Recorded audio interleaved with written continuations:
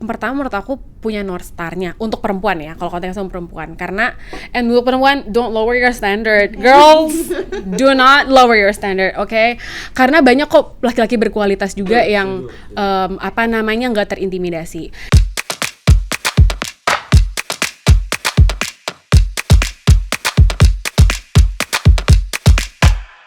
Halo guys, selamat datang kembali di JC Top Podcast. Ini udah tag ke-3 BTW. Kali ini kita akan kedatangan bintang tamu. Sebelum jauh-jauh ke bintang tamu, perkenalan dulu dengan gue Ega dan partner gue yang sering batuk setiap podcast. Siapa? Amira, karena grogi. Dan ini episode ke-23. Nah, di episode yang kali ini kita tuh cukup spesial ya, Gak? Karena kita kedatangan dua narasumber yang bisa kasih dua perspektif yang dari sisi yang berbeda kali ya. Soal apa nih sebentar nih? Oh, tentang ini dong, akses pendidikan dan dukungan yang dibutuhkan untuk pengembangan diri perempuan. Khususnya mungkin di Jakarta ya, karena kan ini JC Talks Podcast kita ngomongin soal teknologi, isu digital juga, tapi ada kehidupan urban di Jakarta. Siapa sih Mir? Ya, ada Hostnya? berapa orang sih? Dua. Ada dua. Yes. Siapa sih Mir? Yang pertama, langsung aja kali ya. Yang pertama ada hadir bersama kita Mbak Asti Syafira, seorang profesional researcher juga dan influencer pendidikan ya Mbak ya, yang sebelum ini sempat riset untuk Center for Global Development dan mengambil studi S2 Global Health and Population di Harvard University. Dan kemudian ada Mbak Retno Atriani, atau yang bisa kita sapa siapa, Bu? Noni boleh. Oke, Bu Noni, yaitu Ketua Sub Kelompok Kualitas Hidup Perempuan dari DPP APP Pemprov DKI Jakarta. Halo, Hai, salam kenal. Thank you udah diundang. Di perkenalan tadi Amira udah perkenalan, boleh diperkenalan sedikit aja. Mbak sama ibunya nih. Boleh dari siapa? Dari aku dulu boleh. Perkenalkan, nama aku Asti Syafira, biasa dipanggil Asti.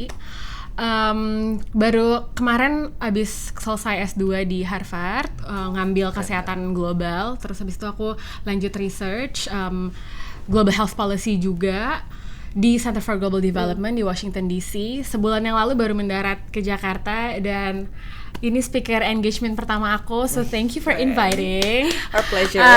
Sangat-sangat senang dan topiknya sangat dekat juga di aku, tentang perempuan, pendidikan, pemberdayaan. Dan sebelumnya aku sempat kerja di puskesmas juga dan sangat dekat dengan masyarakat dan dekat dengan perempuan juga. So happy to talk more. Oke. Keren. Selanjutnya dengan Bu Noni. Oke, perkenalkan, aku namanya Retno Astriani sebenarnya, tapi panggil aja Noni biar lebih santai gitu ya. Lebih akrab gitu. Ya biar kayak seumuran ya. Seumuran loh kita loh, secara Seumuran ya. secara semangat. Nah, aku saat ini sebagai ketua subkelompok kualitas hidup perempuan di Dinas Pemberdayaan, Perlindungan Anak dan Pengendalian Penduduk. Panjang nih dinasnya ya. Di situ saya di bidang pemberdayaan perempuan, yang mana memang dari bidangnya udah kelihatan ya untuk pemberdayaan perempuan. Di situ ada mengurusi tentang pemberdayaan perempuan itu sendiri, terus kemudian pengaruh utamaan gender, juga perlindungan perempuan, itu sih. I see. Mungkin kalau kita ini dulu kali ya, satu-satu dari Mbak Asti dulu. Tadi sempat di-mention juga bahwa Mbak S2-nya kan di Harvard University. S1-nya di mana Mbak? S1-nya di FKM UI. Emang jadi kesehatan linear masyarakat, ya? jadi linear. Aku dulu ngambil Fakultas gizi, masyarakat. kesehatan masyarakat, terus S2-nya juga kesehatan global yang masih kesehatan masyarakat. Kita sebenarnya penasaran sih kayak apa yang mendorong Mbak untuk mengejar mimpi jauh-jauh gitu ya ke Harvard S2, terus ada berkarir juga di sana jadi researcher dan sebagainya gitu, karena align nih sama topik kita tentang kayak bagaimana pengembangan diri perempuan itu sendiri gitu.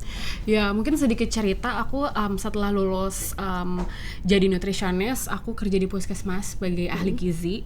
Di situ aku namanya juga di puskesmas ya, pelayanan, jadi sangat dekat sama masyarakat. Kerjaan aku ke posyandu, nimbang bayi, ikut pemberdayaan kadernya mostly ibu-ibu, kemudian ke sekolah, edukasi. Jadi selain ahli gizi, aku juga promotor kesehatan di puskesmas. Jadi bikin media edukasi, gimana caranya media edukasi ini bisa ke-deliver dengan oke dan di reseptif juga sama kelompok-kelompok target kita dengan baik juga. Jadi dari situ mulai banyak interest tentang kesehatan ibu dan anak sebenarnya. Kemudian terjadilah COVID, jeng. Jadi yang ngedisrupt banyak banget kebijakan tentang pembiayaan kesehatan, tentang sistem kesehatan. Dan aku waktu itu frontliner banget di puskesmas pas COVID. Banyak banget perubahan kebijakan yang sangat cepat ya, hitungan hari nama udah beda tuh, PPKM lah waktu itu kalau misalnya dulu tahu ya, PSBB lah segala macam gitu. Dan hitungan hari juga itu juga dampaknya ke masyarakat bisa beda. Orang bisa isolasi mandiri cuma 7 hari, bisa 3 hari, bisa difasilitasi sama pemerintah, terus ada yang harus sendiri dan segala macam. Dan aku ngerasa oh ternyata kebijakan kesehatan itu sangat-sangat berdampak luas, terutama di masa-masa kritis. Jadi aku ngerasa kayaknya aku butuh upgrade ilmu terutama untuk sistem kesehatan, gimana caranya bisa resilience ke sistem kesehatan kita kalau misalnya ada pandemi lagi, nauzubillah min dzalik sih, tapi kayak at least kita harus strong enough secara sistem pembiayaan segala macam. Jadilah aku pingin sekolah lagi gitu. Terus waktu pingin sekolah lagi, sekolah kemana ya, kayak yang paling tinggi aja deh, kita ngelihat school rank segala macem, nyoba Harvard. Akhirnya nothing tulus sih, lebih kayak coba aja dulu gitu. Alhamdulillah keterima. Ya udah di akhirnya itu mungkin turning point aku, yang aku juga sangat bersyukur punya pengalaman di lapangan yang sangat dekat juga sama perempuan-perempuan, yang itu juga isu yang sangat aku advokasikan juga gitu. Kalau Global Health and Population itu berarti fokus studinya tuh kemana, Mbak? Jadi emang Global Health Population tuh emang luas gitu ya, kayak bisa ngomongin tentang gizi, bisa ngomongin tentang kesehatan ibu, penyakit menular, sistem kesehatan, pembiayaan segala macam. Aku fokus di ekonomi kesehatan, jadi aku ngelihat kayak dampak kebijakan, trade-off kebijakan di economics sebuah kebijakan kesehatan tuh apa aja dampaknya, apa aja outcome kesehatannya, lebih kayak gitu. Jadi lebih banyak riset. Setelah itu aku banyak riset tentang kebijakan kesehatan, terutama meningkatkan sistem dan kualitas sistem kesehatan kita. Berarti itu researchnya terkait yang di Indonesia, kebijakan di Indonesia? Global. Global Ya, Global Health and Population. Jadi aku sempat di puskesmas di kecamatan. Terus aku kerja di dinas kesehatan di provinsi. Terus aku sekolah terus tentang global. Jadi lebih compare juga negara satu sama negara lain. Itu kalau bikin kebijakan A, apakah outcome-nya sama atau beda? Dan jelas beda, tapi apa aja yang menyebabkan perbedaan itu yang sering kita explore juga gitu. Menarik banget. Kalau Mbak Noni nih, sekarang kita ke Mbak Noni. Ini awalnya kan sama ya kalian, mirip-mirip ya. Nanti Mbak juga bisa nanggep. Apa sih yang tertarik untuk di jalur perempuan gitu loh? Apakah awalnya tuh triggernya tuh apa gitu? Apakah memang dari awal pengen memiliki pride yang tinggi untuk kesetaraan gitu? Kan perempuan interest mungkin ya Mbak, apa memang ada interest kesana dari awal? Interest kesana gitu, gimana Bu? Bisa dijelasin? Kalau saya kan di dinas PPAPP ya, memang yang mengampu salah satu urusannya pemberdayaan perempuan gitu. Memang di mana ya perempuan itu kan memang saat ini kan perlu memang diberdayakan tuh, khususnya untuk perempuan yang rentan gitu ya. Nah itu tuh memang PR kita banget tuh. Salah satunya adalah melalui kebijakan-kebijakan yang ada dari Pemprov DKI, juga advokasi tentang pengaruh utama gender gitu ya. Nah itu tuh kalau di dinas PPAPP mungkin pengalamannya yang bikin jadi kenapa bersentuhan dengan perempuan langsung gitu atau dengan masyarakat. Mungkin saat kita bersentuhan langsung dengan masyarakat, kemudian mungkin mereka diundang untuk mengikuti pelatihan, mereka bisa bersuara, kita bisa fasilitasi apa yang mereka harapkan, khususnya untuk perempuan-perempuan yang aksesnya sulit gitu ya. Itu rasanya ya maksudnya senang sekali gitu bisa memfasilitasi mereka, bisa menampung aspirasi mereka yang selama ini tidak tersuarakan gitu sih. Berarti itu muncul setelah Ibu terjun ditugaskan di dinas tersebut atau memang sebelumnya tuh udah ada apa ya, kayak ada rencana atau ada ketertarikan lah ya gitu. Kalau untuk pemberdayaan perempuan ini sendiri sih sebenarnya ya dari awal dulu sih sebenarnya memang sudah di lingkup pemberdayaan perempuan dan perlindungan anak gitu. Kemudian diterus sampai sekarang akhirnya diamanahkan untuk di posisi yang saat ini di pemberdayaan perempuan gitu. Oke, kalau secara general nih Bu, tujuannya apa sih Bu? Tujuan DPP APP itu secara general gitu. Terus terkait programnya pemberdayaan perempuan tuh apa aja yang udah dilakukan atau yang udah sering dilakukan nih tahun baru nih 2026 ini, apa aja sih? Ada update program apa aja gitu? Kalau boleh cerita sedikit ya, Dinas Pemberdayaan Perlindungan Anak dan Pengendalian Penduduk tuh sebenarnya mengampu 3 urusan nih. Banyak. Satu, pemberdayaan masyarakat, kemudian perlindungan perempuan dan anak, satunya lagi pengendalian penduduk dan keluarga berencana. Jadi memang semuanya kita bersentuhan langsung sama masyarakat, keluarga gitu ya, untuk mengedukasi mereka gimana caranya. Nah, untuk yang sudah kita lakukan terkait kalau untuk pemberdayaan perempuan sendiri itu tadi kan satu mungkin untuk mengadvokasi soal kebijakan pengaruh utamaan gender sehingga para perangkat daerah di Provinsi DKI Jakarta juga mempunyai suara yang sama untuk membuat kegiatan atau anggaran yang responsif gender gitu. Jadi semua gender itu ya bukan hanya perempuan ya, maksudnya perempuan, anak, lansia, disabilitas itu inklusi lah, semuanya bisa terfasilitasi oleh program-program yang ada di pemerintah Provinsi DKI Jakarta gitu. Nah, untuk PPAPP sendiri mungkin untuk kegiatannya juga tidak bisa berdiri sendiri ya. Untuk pemberdayaan masyarakat perempuan ini melakukan pelatihan-pelatihan, kita juga pelatihan keterampilan, kemudian juga pelatihan soft skill seperti misalnya kepemimpinan gitu ya. Kemudian juga kita juga melakukan kolaborasi. Nah, Dinas PPAPP juga untuk pelatihan ini tidak hanya sendiri. Tentu ada dinas-dinas seperti PPK UKM, kemudian juga ada Nakertrans gitu, dan mungkin ada SKPD lain yang juga mungkin juga berkontribusi dalam pemberdayaan perempuan. Berarti tergantung dalam bidang apa perempuan, program pemberdayaan perempuannya juga Bu. Misalkan kayak dalam kesehatan bisa jadi sama Dinkes gitu ya. Betul. Kita dulu sering bersinggungan. Ngurus kader, biasanya kayak kader posyandu tuh pasti pelatihannya nggak pasti ada pelatihan tentang kesehatan, tentang penimbangan bayi segala macam, tapi ada juga PPAPP yang kayak kolaborasi di pelatihan-pelatihan kader. Fun fact ini Mbak, Bang, kita waktu itu pernah syuting apa Bang? Yang di Pahlawan Jakarta. Sangat setuju bahwa Pahlawan Jakarta adalah kader-kader kita kayak luar biasa. Nah, kemarin kader posyandu itu kemarin kita di Muara Karang itu namanya Karang Hijau Bang ya? Apa sih? Karang posyandu apa namanya? Pokoknya ada posyandu di Muara Karang gitu. Setiap RW punya posyandu, jadi bisa jadi berbeda-beda namanya.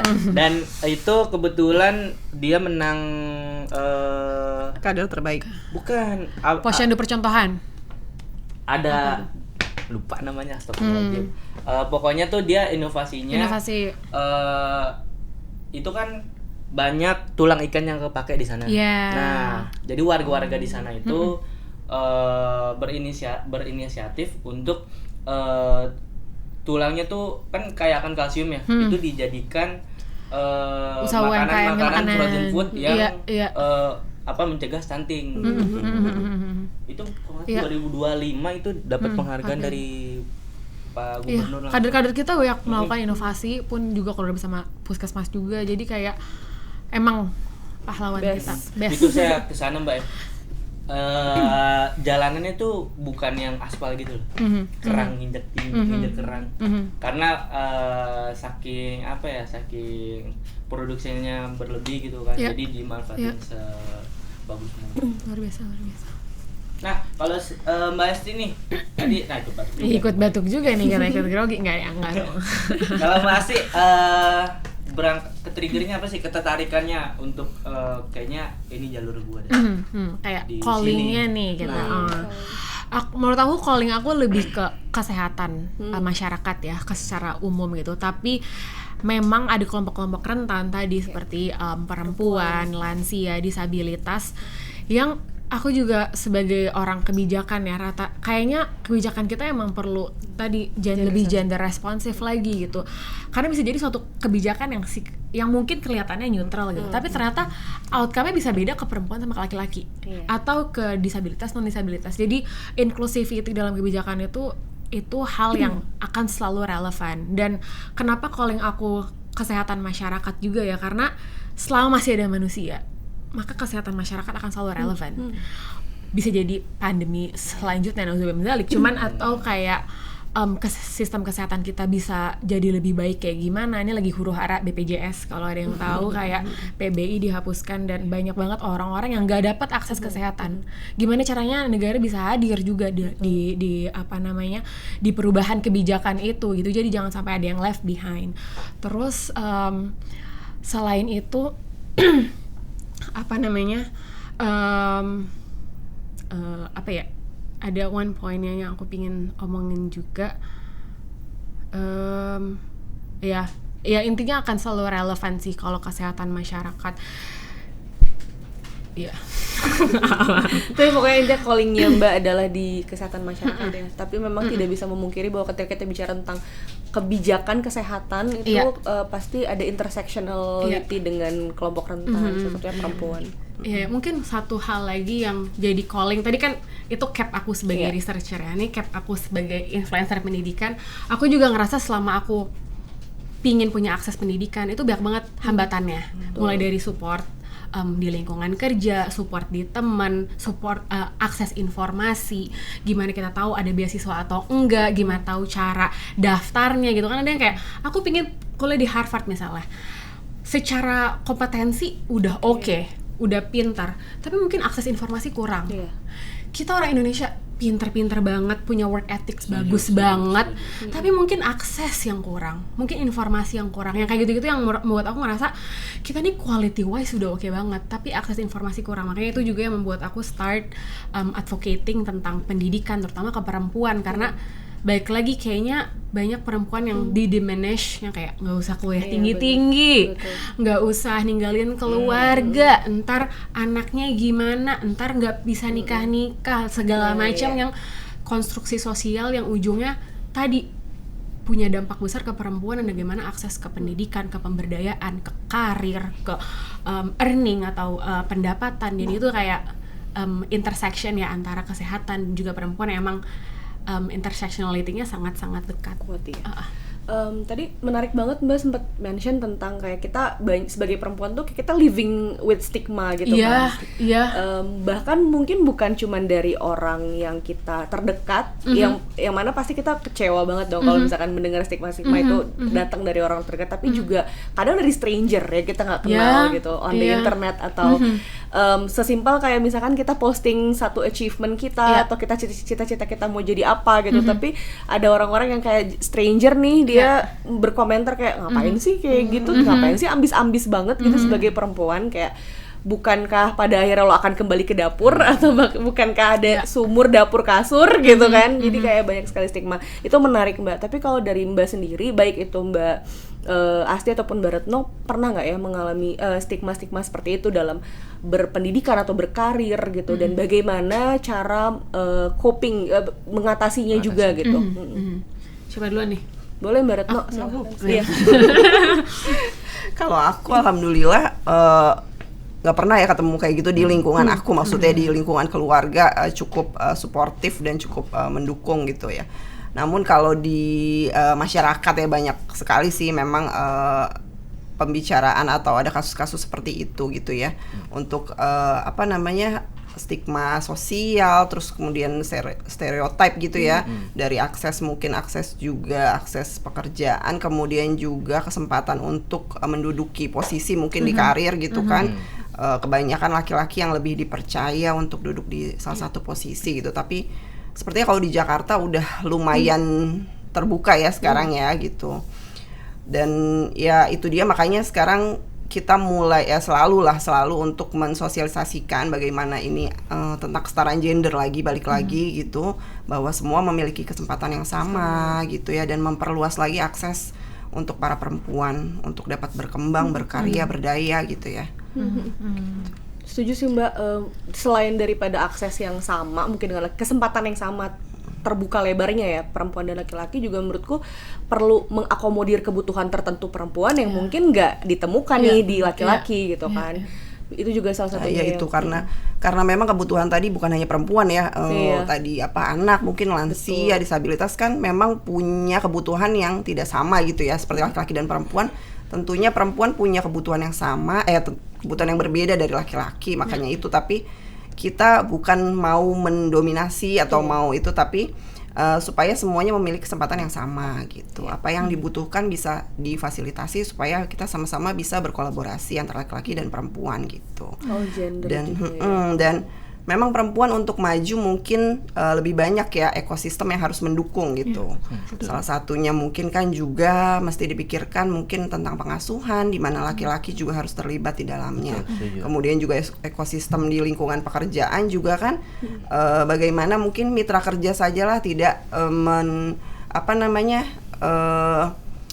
tidak memandang sebelah mata tentang pengasuhan ini, juga ikut support, juga atasan seperti apa, terus udah gitu juga sarana prasarana yang mendukung ibu bekerja gitu kan. Soalnya karena mungkin untuk khususnya ibu bekerja kadang ada beban-beban yang nggak terlihat nih gitu, tapi mereka rasakan gitu. Jadi mereka seperti mungkin beberapa ibu bekerja merasa harus on di kantor, juga di rumah juga dia harus siap sebagai seorang ibu gitu, mendidik anak-anaknya. Nah itu kadang ini ada beban-beban yang nggak terlihat, mungkin ada penekanan atau ada stres. Nah itu yang kadang memang sebenarnya seorang perempuan ini juga harus harus coping dengan itu gitu ya.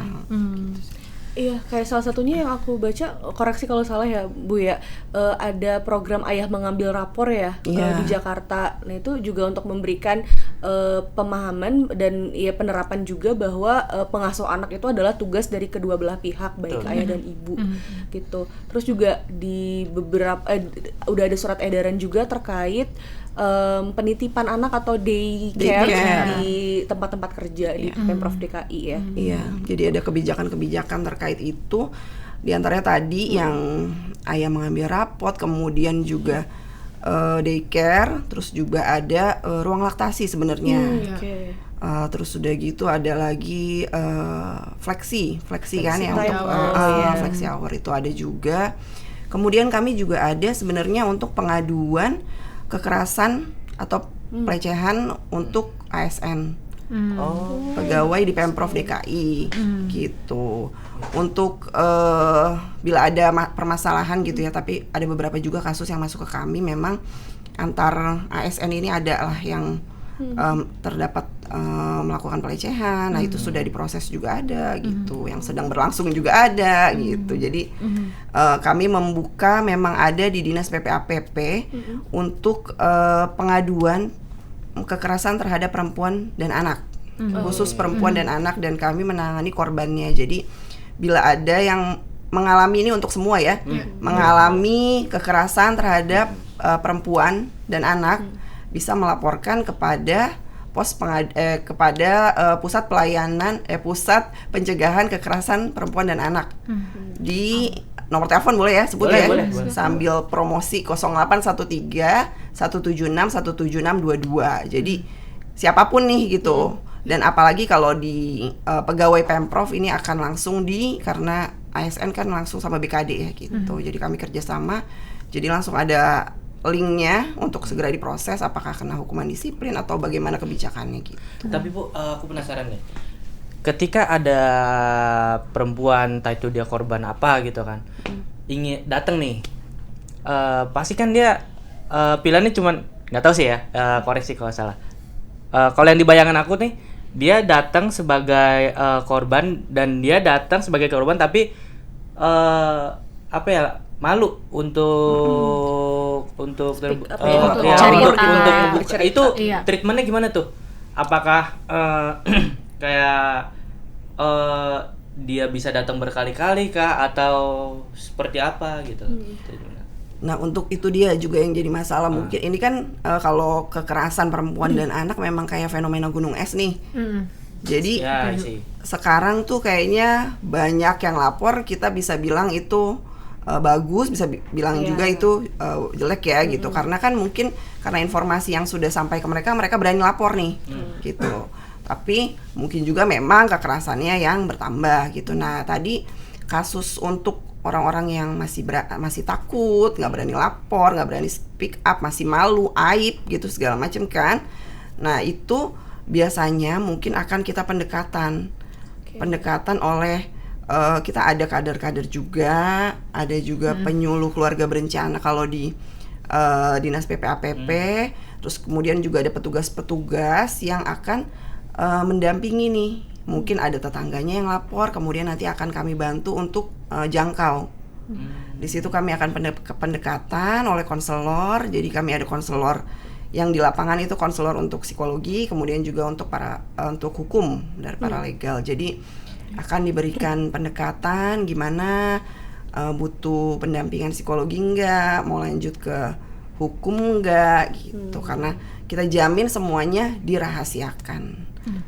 Untuk yang lapor juga pokoknya dijamin rahasia 100%. Tetangga juga ketika melihat juga bisa tuh ya berarti ya. Boleh.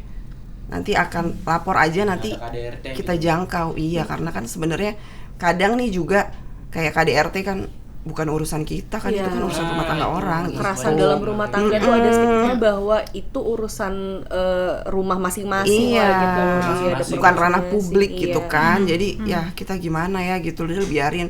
Pernah juga ada tuh ada nih kasus beneran, jadi katanya anaknya tuh udah di pagar tuh kayak udah kasihan gitu. Cuma nih si Kayak di kader pasir gitu.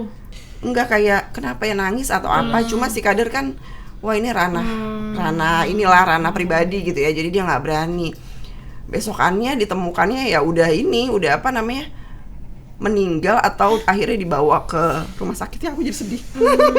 Terus udah gitu ya udah telat gitu. Jadi si kader ini aduh nyesel banget gitu kan. Jadi ya makanya itu, jadi sekarang juga kampanyenya kita harus peduli juga sama sesama nih gitu. Iya betul, setuju sih Harus itu. peduli gitu. Nggak ada salahnya kok ngelaporin gitu, nggak ada salahnya nanti akan ditindaklanjuti. Nah juga kadang ibu-ibu ini nih nggak mau lapor karena takut suami aku nanti di penjara gitu kan. Terus aku nggak punya apa namanya secara ekonomi. Iya, financial. Dia kan nggak bekerja biasanya. Nah itu juga sih yang jadi PR kita.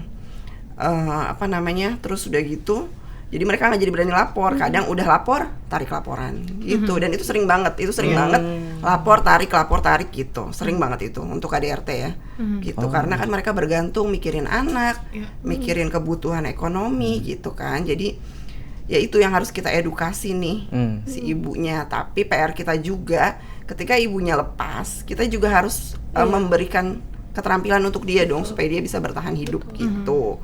Nah itu PR sih sebenarnya nih gitu untuk perempuan-perempuan kepala keluarga gitulah istilahnya ya. Kita harus bekali mereka supaya mereka bisa bertahan juga, bisa mandiri sendiri gitu. Oke, menarik. Mir, ini kayaknya ada data nih. Dinda tadi ngasih data nih, datanya apa sih? Oke, ini datanya mohon dikonfirmasi Bu kalau misalkan salah ya. Tapi kita lihat bahwa data ketenagakerjaan DKI 2025 itu partisipasi angkatan pekerja perempuan tuh meningkat di Jakarta ya, 1,9 sekitar 1,90% dari tahun sebelumnya itu 2024. In total menjadi 52,19% gitu, dan ini tuh hampir ada 2,3 juta perempuan pekerja di Jakarta, yang mana kalau menurutku cukup banyak ya jumlahnya gitu. Dan mungkin kalau kita ngelihat tadi sempat disebut sama Bu Nuni juga, kalau misalkan di Jakarta tuh sepertinya awareness perempuan terhadap pemberdayaan, bahwa kita harus empowered, apalagi Gen Z ya. Kalau kita ngomongin soal Gen Z, generasi kayak Gen Z adalah generasi yang udah woke gitu ya. Lu kan Gen Z. Iya. Oke. Terus apa ya, tapi kalau aku sebagai perempuan dan hidup di media sosial, maksudnya kayak punya kehidupan media sosial gitu, kalau ngelihat konten-konten TikTok ya Gen Z, perempuan-perempuan di kota besar di Jakarta salah satunya, itu memang udah lumayan aware gitu. Bahkan tuh sampai ada, saking mereka aware bahwa pendidikan itu adalah sesuatu yang penting bagi perempuan, suka ada tren gini Mbak, kalau Mbak tahu juga, kayak ketakutan Gen Z itu bukannya telat menikah, tapi ketakutan Gen Z adalah tidak S2 misalkan sebelum umur 30, atau kayak tidak mencapai mimpi yang dia mau sebelum umur sekian gitu. Jadi menurutku udah uwuk banget gitu kalau untuk generasi muda di Jakarta. Cuman itu kan yang kita lihat dari media sosial ya, ketika kita ngomong soal media sosial, algoritma, itu kan algoritma mengatur apa yang ingin kita lihat, apa yang mereka ingin kita lihat gitu kan.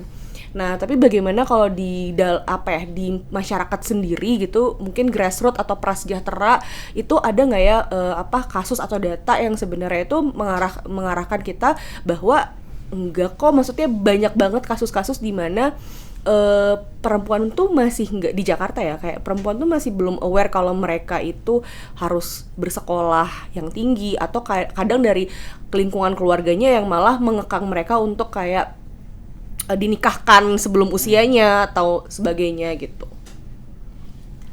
Siapa nih? Boleh aja. Boleh. Kalau gantian, kalau aku sepengalaman aku kemarin, sebenarnya gini, iya itu salah satu parameter yang bisa dilihat bahwa ada raising awareness tentang pendidikan itu udah accessible, udah banyak orang yang tahu pentingnya itu apa. Tapi nggak bisa dipungkirin kalau kita ngomongin konteks Jakarta, ketimpangan tuh besar sekali. Ketimpangan dalam sisi ekonomi, pendidikan, akses informasi, itu inequality kita masih kayak parah. Maksudnya kayak di dalam satu kelurahan aja ada big apartment, tall apartment yang mungkin orang-orangnya udah menengah ke atas.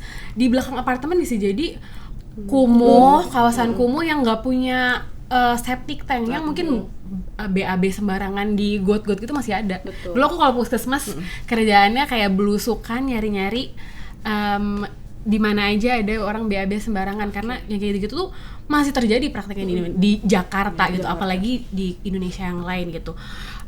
Kemudian jadi dari sisi Gen Z ini mungkin yang ada di sosmed iya, tapi itu proporsinya seberapa besar dalam perempuan yang lain atau konstruksi sosial lain yang lebih general lagi. Yang kedua tadi tentang konstruksi sosial kita di sehari-hari gitu. Misalnya nih aku waktu itu hobi aku waktu dulu di puskesmas pakai jaket hoodie Harvard gitu, kayak sambil kerja manifesting ceritanya. Tapi ada juga celutukan-celutukan kayak, mau ngapain sih orang puskesmas jauh-jauh sekolah ke luar negeri? Emang bisa? Emang ngerti bahasa Inggris? Emang tahu gimana? Emang bisa survive di Amerika kayak gitu? Terus aku juga waktu itu nggak pacaran dan single juga. Terus banyak juga stigma kayak nggak takut nanti makin susah dapet jodoh, ntar cowok-cowok makin terintimidasi, ntar nggak nikah-nikah kayak gitu-gitu. Dan itu sangat relevan, aku rasa sampai sekarang masih banyak perempuan-perempuan yang mungkin mau berkarir sesuatu tapi tadi ada stigma itu.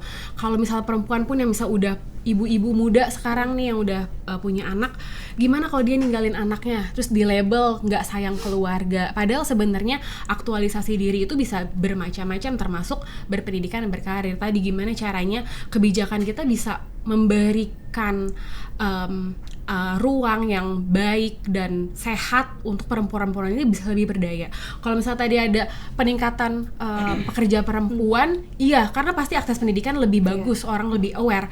Tapi nggak bisa dipungkirin tadi bener kata Mbak Retno, kayak angkatan kerja perempuan pas masuk banyak, tapi begitu masuk si levelnya, masuk struktural levelnya, itu masih laki-laki dari proportional wise. Kenapa? Karena mungkin ada stigma bahwa kayak kalau misalnya jabatan strategis dikasih ke perempuan, ntar nggak bisa perform karena mereka punya keluarga.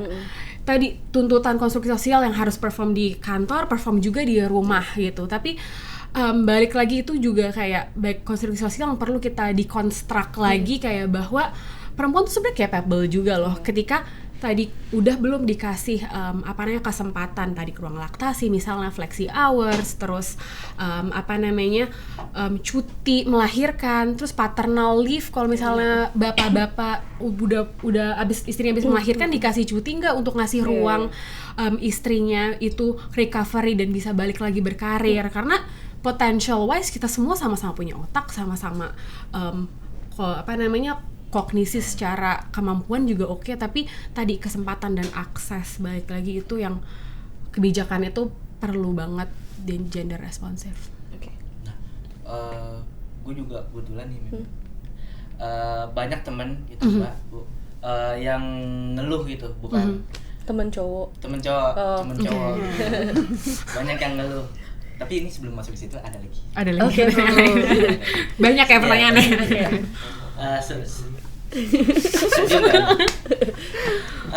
Salah satu orang yang ikut menolak banyak kan teman-teman cowok banyak cerita nih, kalau kerja sama bosnya perempuan itu emang agak ribet gitu. Kasih makan egonya segala macam emosional gitu. Nah, saya salah satu orang yang selalu membantah itu karena apa? Saya selalu nyari tahu dulu nih masalahnya kenapa, apa dulu nih, lo berbuat salah apa enggak, pokoknya permasalahannya gue selalu cari tahu dulu tuh. Nah, nggak satu masalahnya, nggak 1-2 orang yang selalu ngomong kayak gitu. Ketika dia cowok dan punya bos perempuan, itu apa ya, kayak egonya kesentuh kali ya, atau egonya kesentil kali. Kok lo ini sih gitu loh. Nah, padahal kan kita bisa ngelihat ini permasalahannya dulu ya, entah itu dia yang salah atau dia cara sudut pandangnya itu seperti apa gitu loh. Nah, itu masih banyak itu yang stigma kayak gitu. Sebenarnya balik lagi ke orangnya aja nggak sih Mbak, Bu? Maksudnya it's not about gender gitu, it's about the person sebenarnya. Bagaimana maksudnya gini kan, tadi stigma kalau dari Ega tuh bilangnya kalau bos perempuan itu emosional lah, kayak ribet lah, banyak inilah. Menurutku itu balik lagi ke orangnya aja gitu. Bahkan mungkin kalau on the good side gitu, kalau misalkan kalau aku pernah punya pengalaman gak justru sama pimpinan perempuan tuh justru leading with empathy gitu loh. Jadi kayak empati yang cukup besar untuk memahami, mungkin karena aku juga perempuan, jadi kayak misalkan nih kayak aku boleh nggak izin buat kerja setengah hari karena mungkin sakit menstruasi gitu. Itu kan sesuatu yang mungkin ketika kita ngobrol sama perempuan tuh jadi lebih enak karena pimpinan tersebut tuh mengerti gitu kondisinya gitu. Jadi itu lebih ke orangnya kalau menurutku. Tapi kalau menurut Mbak dan Ibu gimana? Iya sih, setuju sih aku ya. Itu kan lebih ke sebenarnya karakternya orangnya juga ya, sifatnya ya gitu. Dan tadi juga Mas Ega udah bilang mungkin latar belakangnya apa nih. Tapi atasan baper yang cowok juga banyak kok gitu. Jadi kayaknya nggak ngaruh sih sebenarnya gitu. Semua sama aja sih, perempuan yang membedakan perempuan kan cuma melahirkan sama menyusui doang gitu. Yang lain kan sebenarnya sama lah gitu. Bahkan sebenarnya aku setuju bahwa itu tergantung orang. Bahkan sebenarnya kalau misalnya kita mau koreksi lagi kebijakan, mungkin tadi kayak dia stres di rumah misalnya, itu karena ada tuntutan atau ekosistem pekerjaan yang nggak responsif tadi, nggak sensitif sama gender, nggak sensitif sama perempuan, sama ibu. Mungkin dia baru melahirkan, mungkin dia ada perubahan hormon, mungkin juga tadi dia cuma dapat cuti melahirkan kayak sebulan, padahal sebenarnya kayak ada perubahan biologis, mental, hormones yang segala macam, yang karena mungkin kebijakan kantornya yang nggak support ya, justru ya maksudnya itu tadi ya kayak satu hal itu kan fenomena nggak bakal mungkin single cost. Pasti apalagi itu kayak omongin social konteks gitu, pasti ada banyak hal yang mempengaruhi. Tapi itu tadi kayak karena kita orang kebijakan ya, ngeliatnya lensa kebijakan terus kayak gitu. Cuman ya sangat-sangat menarik untuk dikulik, tapi balik lagi ke orangnya. Tapi PR-nya mungkin bagaimana kita bisa menyadarkan bahwa ini tuh stigma loh, ini nggak benar dan lain-lain gitu ya. Iya. Oke, ada pertanyaan titipan lagi dari temen Ega Atau isi hati. Cowok-cowok isi hati ya. Sebenarnya banyak ya. Tapi itu nanti akan datang nanti. Oke. Ngomongin soal program-program yang DPPAP lagi rancang dijalankan gitu ya Mbak. Sebenarnya tuh gimana sih cara memastikan agar program dan kebijakan yang dibuat dari DPPAP itu menyeluruh atau merata, satu itu. Sama sebenarnya bagaimana sih seharusnya tuh secara multisektor keluarga, tempat kerja, dan kebijakan itu saling mendukung pemberdayaan perempuan. Karena kadang kalau tempat kerja kita bicara swasta kan ya, salah satunya swasta gitu, itu tuh bisa nggak ya secara kebijakan diarahkan dari pemerintah juga gitu. Dan bagaimana memastikan agar semua aktor ini tuh bekerja gitu. Apakah itu hal yang possible dilakukan apa gimana gitu, karena curiosity dari kita aja sih sebenarnya. Kalau program yang dilakukan ya, program yang dilakukan ya saat ini kita lagi mencoba ya untuk memperbanyak keterampilan bagi perempuan rentan gitu sebenarnya sih. Jadi kalau untuk memastikan semua perempuan mendapatkan informasi yang sama, sekarang kita mulai masuk ke perempuan rentan ya, tanpa meninggalkan juga perempuan yang tidak rentan gitu ya.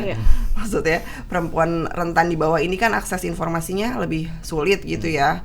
Jadi kita sekarang lebih menyasar ke mereka, memberikan keterampilan, memberikan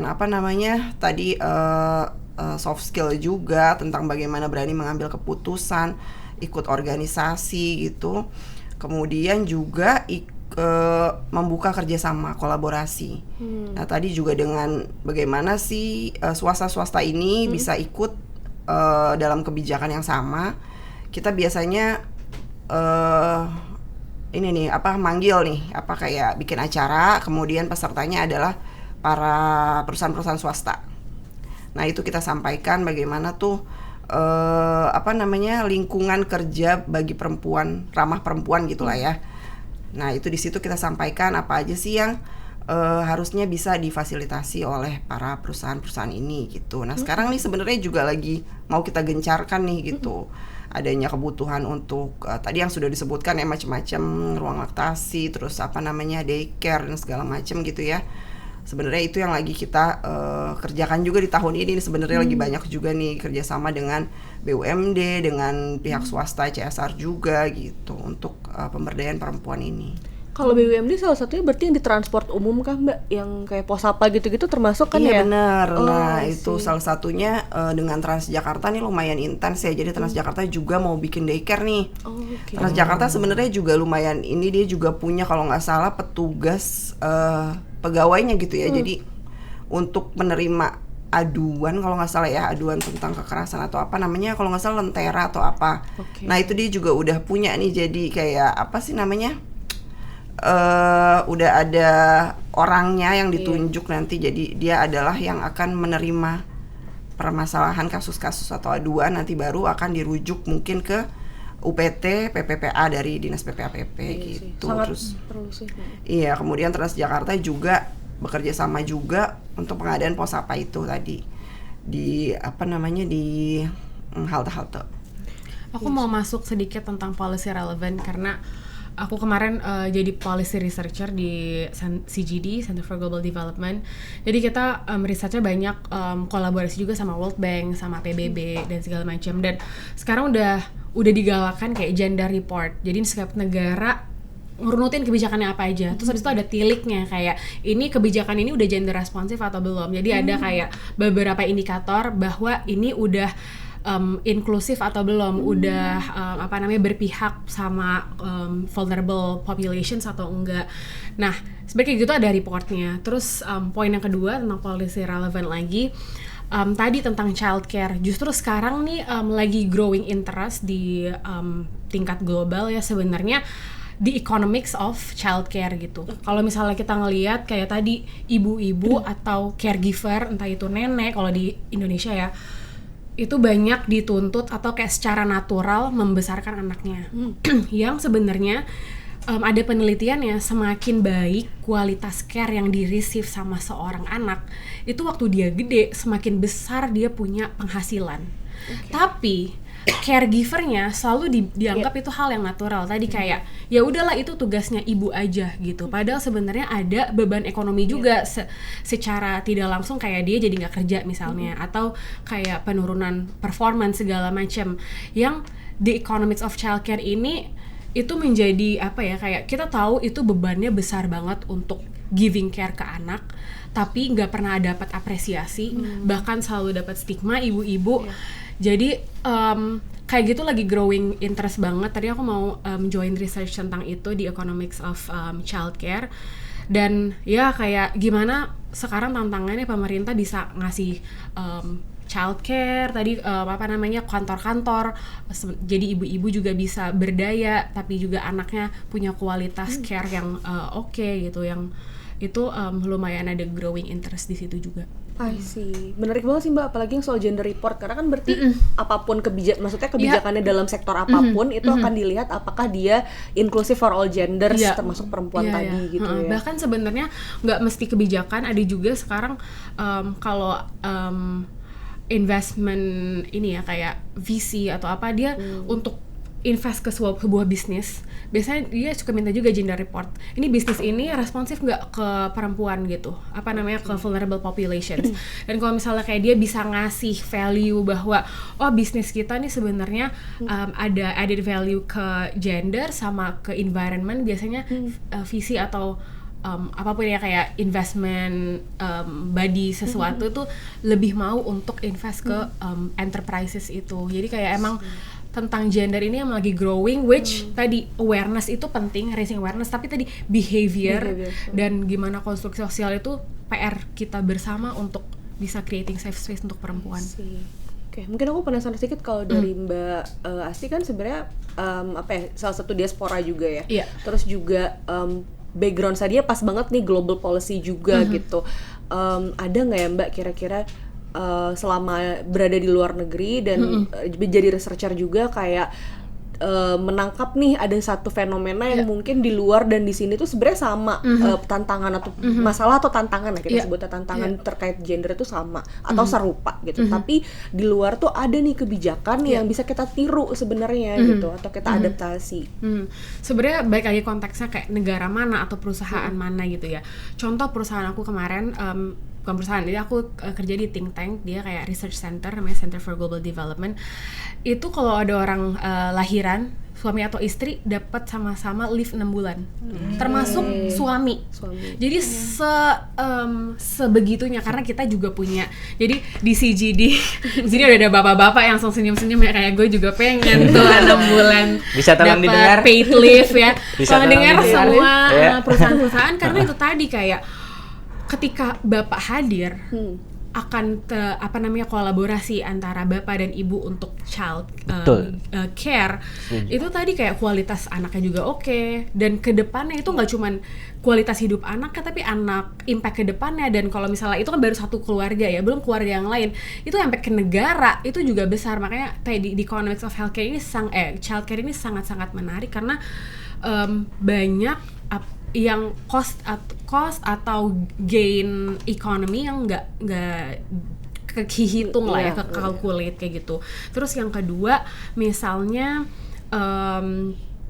apalagi ya contohnya childcare. Kalau di Jakarta kayak udah mulai growing, udah mulai ada, tapi kendalanya adalah regulasi. Masih banyak, aku masih dengar juga selentingan dari ibu-ibu muda kayak kualitas namanya childcare juga di Jakarta kan ya, kayak masih daycare ya, TPA daycare itu masih yang kayak satu yang jaga tapi dia ngelainin 20 bayi. Nah itu kan juga sebuah tantangan juga bagi kebijakan kita, gimana kita bisa regulate daycare dengan oke dan punya kualitas baik sehingga orang tua yang ninggalin anaknya juga bisa bekerja dengan tenang, tapi anaknya juga punya kualitas care yang oke.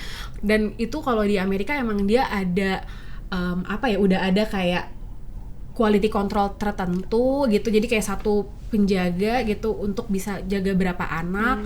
Terus ada juga dikasih dari kayak kelurahan, punya kelurahannya gitu loh. Jadi setiap kelurahan tuh punya daycare-nya. Jadi kita dapat subsidi nih kalau misalnya aku di kelurahan Jatipulo, misalnya aku punya anak. Kelurahan Jatipulo itu punya daycare sendiri. Jadi aku kalau mau kerja, kalau aku nitipin ke daycare Jatipulo, aku bisa dapat subsidi dibandingin aku ngasih daycare ke yang lain. Jadi itu hal yang kayak sebenarnya kalau di Indonesia ada, di Jakarta ada, mungkin lebih bagus lagi kualitas anak kita, kualitas pekerja kita, dan lebih empowered lagi perempuan-perempuan kita. Menarik banget. Tadi nambahin yang daycare nih, Dinas PPAPP insya Allah mudah-mudahan ya 2027 juga akan membuat nih kayak daycare apa ya, percontohan gitu lah ya.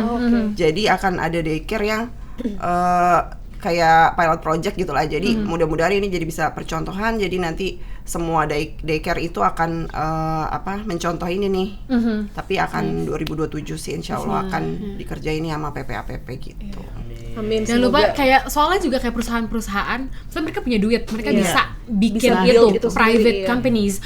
Tapi itu tadi willingness-nya dan apakah balik lagi kalau misalnya kita ngelihat kayak si levelnya atau kayak structural itunya cowok-cowok mungkin dia nggak terlalu empati. Tapi kalau misalnya didudukin sama perempuan-perempuan, mereka bisa lebih empati sama pekerja perempuan yang lain dan bisa menggalakkan kebijakan-kebijakan di perusahaan itu. Jadi perusahaan manapun kayak jangan lupa giving daycare yang berkualitas untuk pekerjanya. Supaya berdampak juga untuk pegawai perempuannya juga bisa perform. Dan bisa di-highlight juga kayak Mbak, karena mungkin kenapa kayak private companies mungkin belum ke arah sana atau kayak mungkin karena berpikir ada kerugian gitu. Dan kalau kayak kita ngeliat tadi kan berarti dampaknya in the long run ya, untuk jangka panjang gitu. Dan itu mungkin yang tidak dilihat atau denial oleh perusahaan-perusahaan private gitu. Bisa jadi kita nggak mungkin bisa jadi ke arah sana gitu. Tapi ya kalau semua orang mau mulai aware dan apalagi kalau tadi si level saya juga proporsi perempuannya setara atau ditambah gitu ya, itu mungkin akan menghadirkan kebijakan yang lebih inklusif. Ada temen gua nih, itu pertanyaan. Apa tuh? Itu pertanyaan. Itu banyak nih Itu banyak. Enggak, lu lagi podcast kan? Iya, dia udah tahu. Kita lagi podcast, itu pertanyaan. Jadi intinya sih minta tips nih, terutama buat Basti. Dia nanya gitu. Jadi kemarin kita cerita lah gitu, cerita. Nah, jadi cerita nih, lo kan bisa podcast, tolong tanya dong gini. Oke, jadi intinya dia kendala lah. Dia single cowok. Sudah memasuki bukan usia senja, sudah memasuki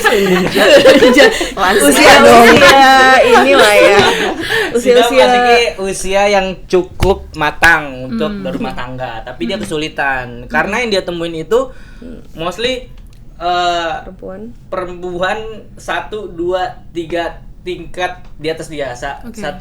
Secara banyak secara pendidikan, mungkin secara nggak tahu ya, dia nggak cerita secara ekonomi sih, tapi mungkin secara ekonomi. Nah, Mbak Sih juga tadi kan sempat mention ya, sempat ada stigma yang di lingkungan pada saat itu. Ngapain sih jauh-jauh ke luar negeri, nanti susah nyari ini. Nah, sebelum kita record ini kan Mbak Sih juga sempat bilang udah ternyata di bank. Nah, ada nggak sih tips untuk teman saya ini? Atau Barreto juga boleh memberikan sepatah dua kata, boleh monggo. Kamu apa diri sendiri? Kayak diri sendiri deh itu. Kalau aku ngerasa, bahkan aku awalnya sebelum berangkat sekolah, aku yang di stigma kayak ntar bakal susah dapet jodoh, ntar makin banyak orang yang takut gitu kayak. Itu nggak bisa dipungkir mengaruhi juga ke cara aku berpikir juga gitu. Jadi setiap aku misalnya habis dari sekolah mau atau enggak, terus udah sekolah mau lanjut kerja juga di global stage atau enggak, ntar makin banyak lagi yang takut kalau misalnya kita berkarir lebih oke.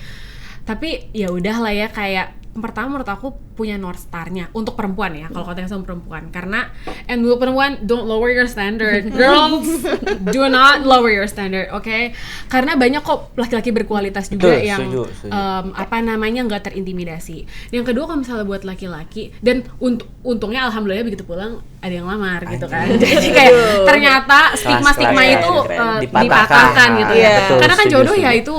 itu divine timing juga ya, divine timing juga ya, Allah mau ngasihnya kapan gitu. Tapi untuk perempuan-perempuan juga yang masih ngerasa kayak jodohnya bakal ada atau enggak, pertama menurut aku tadi kayak kalau misalnya emang punya hal yang kita pingin pursue, kayak go for it. Karena gak bisa dipungkiri ntar laki-laki juga akan yang mau deketin kita juga yang berani. Standarnya Iya, juga dia juga naik tahu lah, gitu dia ya. naik. Iya. Tapi yang kedua, kalau misal perspektifnya buat laki-laki, sebenarnya perempuan yang udah S2 gitu ya, kita juga kalau ngobrol sehari-hari juga nggak ngomongin riset kita kan, kayak kita juga juga manusia pada umumnya, mungkin we just wanna share our burdens gitu, share our experience secara emotions atau kayak apapun itu yang itu tadi ketika konstruksi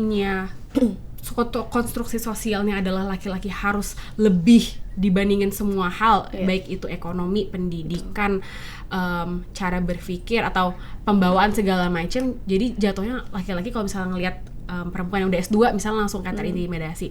Padahal sebenarnya perempuan yang udah S2 juga nggak ada prerequisite harus jodoh saya harus S2 gitu. Calon aku bukan dia nggak pursuing S2, tapi intellectual compatibility itu nggak cuman masalah degree doang. Kalau misalnya orangnya juga kayak intellectually stimulating dan ngobrolnya nyambung, yang nggak mesti S2. Kayak setiap kita punya kemampuan dan punya frekuensi ngobrolnya masing-masing gitu kan. Dan ketika nyambung ya udah it works aja gitu. Karena jadi menurut aku juga buat cowok-cowok nggak usah ngerasa terintimidasi karena kita juga nggak menuntut itu perempuan gitu. Perempuan cuma ingin dimengerti nggak sih? Dan disayang. Oke. Jadi jangan lupa sayangi perempuan. Jadi intinya sebenarnya nggak usah terlalu terintimidasi dengan pendidikan karena ya pertama itu divine timing kalau misalnya jodoh. Yang kedua kita tuh sebenarnya nggak nuntut juga nggak sih perempuan? Enggak, kan dia juga nggak menuntut yang gimana. I think kayak value semua perempuan juga beda-beda ya. Tapi nggak semua perempuan S2 pingin laki-lakinya harus S3 gitu. Atau kayak gimana kayak harus sekian juta kalau sekarang kan yang di TikTok kayak kalau nggak 50 juta nggak mau nikah gitu.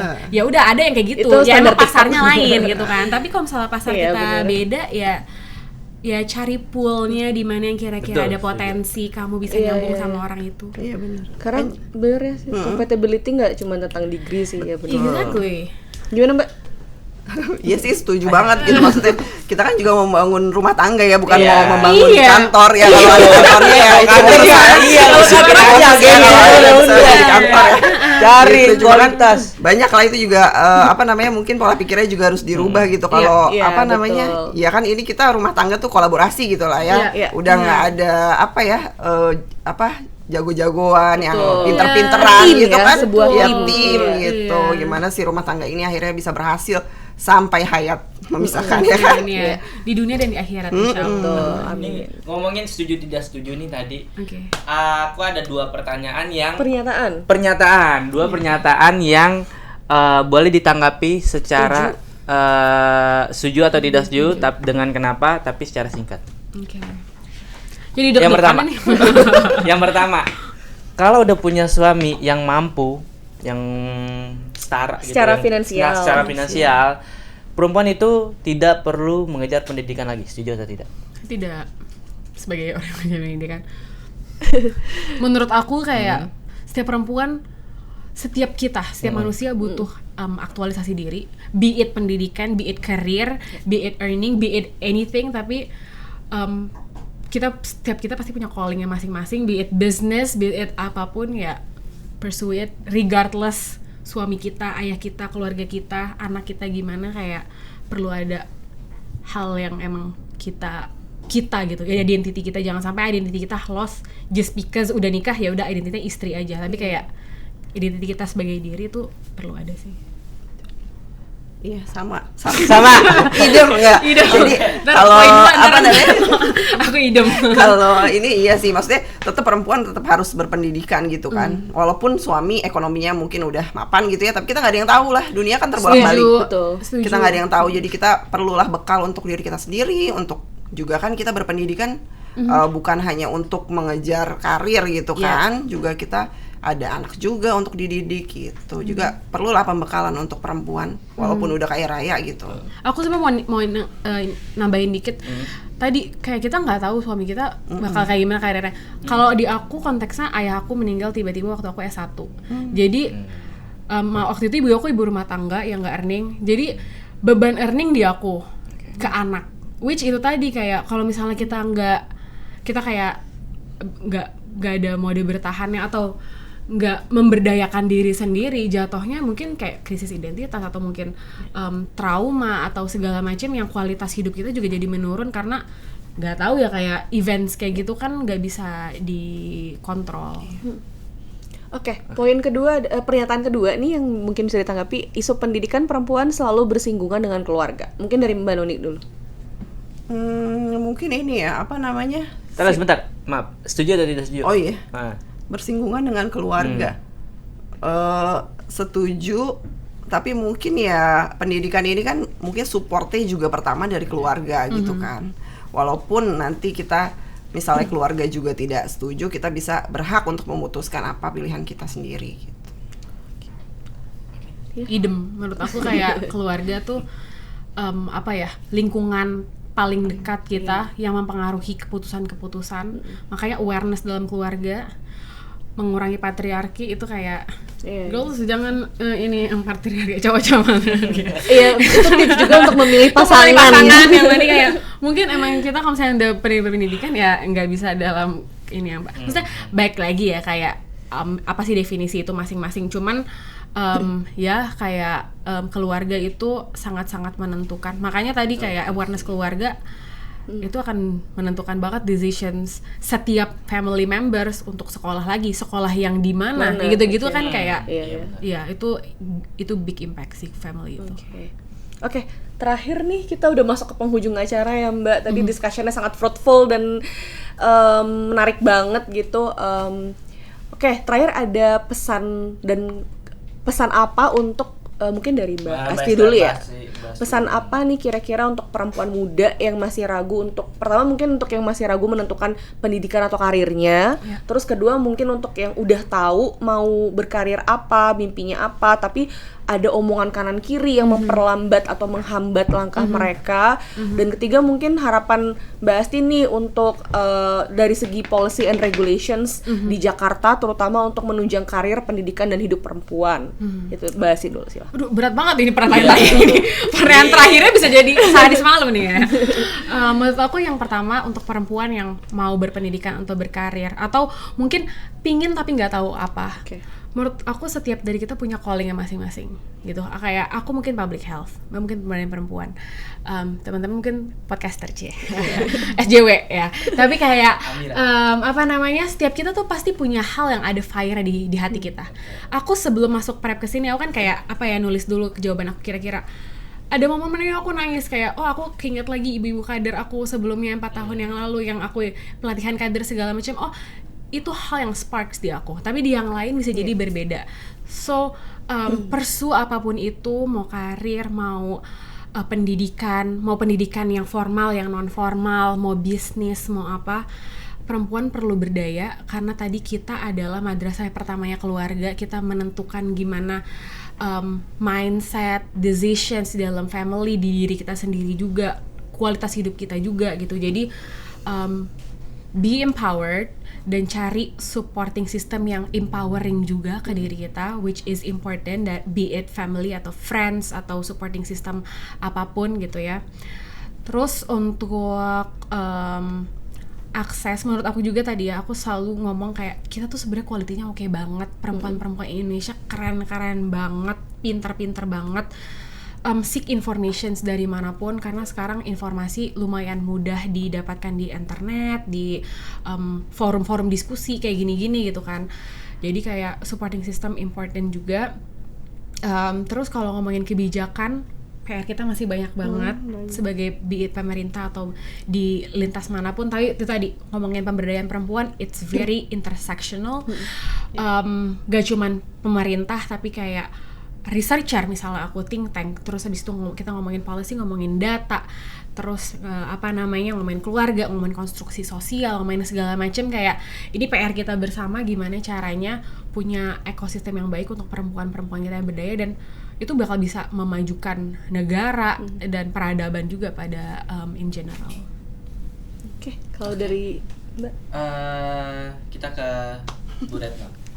Sebentar. Oke. Nah, kalau dari Ibu sendiri nih sebagai perwakilan DPP APP di sini terhadap generasi apa sih harapan Ibu? Terhadap generasi perempuan muda dan mungkin apa yang menjadi fokus DPP APP mendatang terkait pemberdayaan perempuan?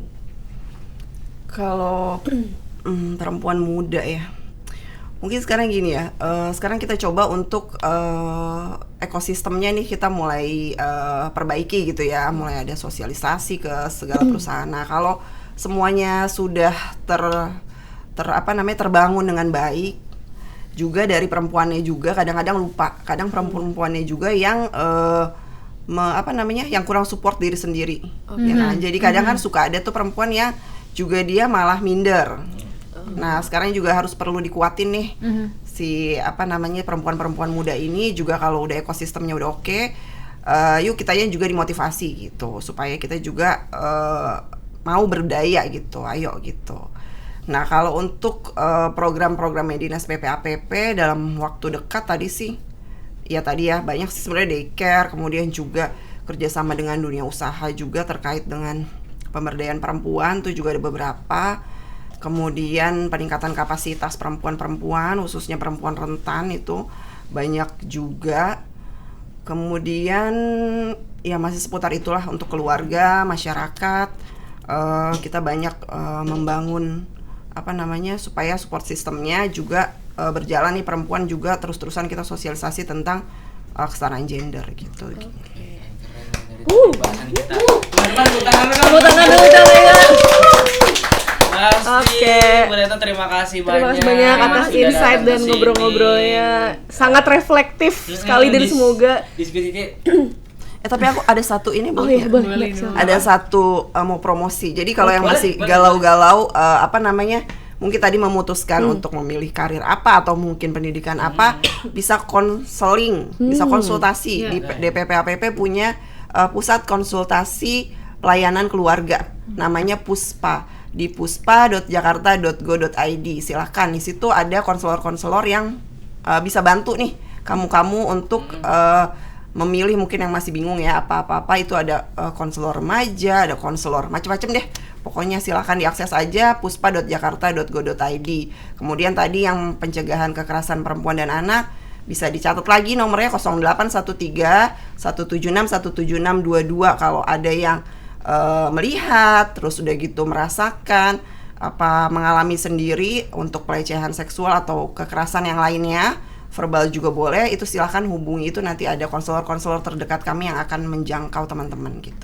Oke, Mbak Asti, adakah proyek-proyek selanjutnya upcoming atau ada ditunggu saja karya-karya Coach ya. Tapi maksudnya aku juga mau menekankan kayak Pemprov DKI ini sebenarnya banyak banget programnya, banyak inovasinya. PR kita sebenarnya mensosialisasikan juga kita mencoba sangat inklusif. Bahkan tadi kayak selain misalnya kalau ada kekerasan atau pelecehan itu bisa ada konselor. Kami di Puskesmas juga waktu itu ada beberapa kali dapat laporan, terus mungkin udah sampai dampaknya ke kesehatan. Itu kita juga kolaborasi sama PPAPP sama NGO segala macam. Jadi emang ini konstruksi yang besar. Advertisementnya, tapi ya mohon doanya untuk apapun itu ya, kayak kalau aku sih kedepannya kayaknya akan lebih ada misalnya project research terutama juga tentang perempuan, ibu dan anak kesehatan. Dan mudah-mudahan bisa kontribusi lebih banyak lagi setelah S2 ini, setelah kerja kemarin juga di global stage untuk bisa contribute back ke Jakarta atau ke Indonesia. Mungkin ditunggu aja kali ya Ditunggu, konten-konten ya. selanjutnya ya. Oh iya, di follow di mana Mbak? Follow ya, boleh follow Ada. @Asti Safira, akan ada konten-konten tentang kesehatan, pendidikan dan Islamic. Aku juga kayak suka share tentang Islamic values. Oke, keren-keren banget. Diskusi kita. Fruitful. Dan dari obrolan ini kita juga belajar banyak ya Ga, bahwa perjalanan pendidikan perempuan, pilihan hidupnya juga itu tuh tidak linear aja, tapi juga dibentuk oleh proses pengalaman dan kebijakan itu sendiri. Gitu. Semoga episode JC Talks kali ini gak cuma mencerahkan aku dan Ega atau membuat calling Ega muncul nih untuk isu ini gitu, tapi Dan juga berani untuk mendekati perempuan Iya. berpendidikan. Ini teman saya nih. Makasih Kak. Gue udah langsung nonton padahal belum tayang. Jangan takut dulu, maju aja dulu. Kita perempuan kalau misalnya Iya. diusahakan juga diusahakan Iya, ya, itu bener. juga meleleh kok. Oke, semoga episode JSC Talks kali ini tuh nggak cuma bisa memberikan perspektif buat kita ya, tapi juga buat teman-teman perempuan yang lagi nonton mungkin, atau mungkin teman-teman laki-laki dalam ini kan butuh teamwork semua ya Ya, gitu. awareness nggak cuma perempuan Iya, betul. doang ya. Dan terus bertumbuh supaya kita bisa terus bertumbuh dengan dukungan yang tepat sebagai perempuan dan orang-orang di sekitarnya juga gitu. Oke, tunggu konten-konten selanjutnya teman-teman. Promosi. Ini lagi promosi. Oke. Ini lagi promosi kita. Kan di tulisannya situ promosi JSC Podcast. Oke, teman-teman ditunggu lagi episode selanjutnya di JSC Talk Podcast di YouTube kita tentunya. Kalau di sosmednya ada apa aja, Mira? Ada 3 sosial media di Instagram yaitu JSC Lab, Jaki Super App, dan Cepat Respon JKT. Tapi kita juga sebenarnya punya sosmed-sosmed lain yang bisa teman-teman telusuri gitu. Itu sekian dari aku dan Ega. Terima kasih banyak Mbak narasumber, keren sekali. Keren diskusi yang bermanfaat hari ini. Yes, terima kasih. Sampai jumpa di episode JSC Talks Podcast Oke, berikutnya. bye-bye.